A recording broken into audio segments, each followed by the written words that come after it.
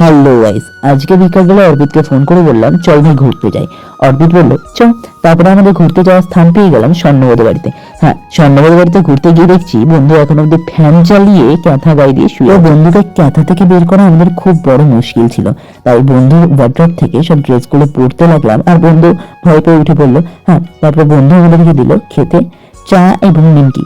হ্যাঁ, নিমকিটা আধ কটু ছিল, তা আমরা খেয়ে নিলাম, ভাবলাম আধ কটু রেখে আর কি করবো। তারপর আমরা চারজন মিলে চা ও নিমকি খেয়ে বেশ ভালোভাবে মজা করলাম। তারপর অর্পিত অঙ্কুরকে কোলে তুলে নিয়ে ফেলে দিল। তারপর অঙ্কুর আবার সবাইকে কোলে তুলতে গেল। যাই হোক, বন্ধু পারদর্শী হয়েছে।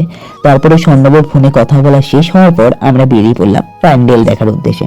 হ্যাঁ, স্বর্ণবদের পাড়ায় সরস্বতী পুজো হয় স্কুলে। যাই হোক, তার জন্য প্যান্ডেল দেখতে গেলাম। বেশ সুন্দরভাবে সাজাচ্ছে এই কাকুরা, তবে আমাদের খুব সুন্দরই লাগলো।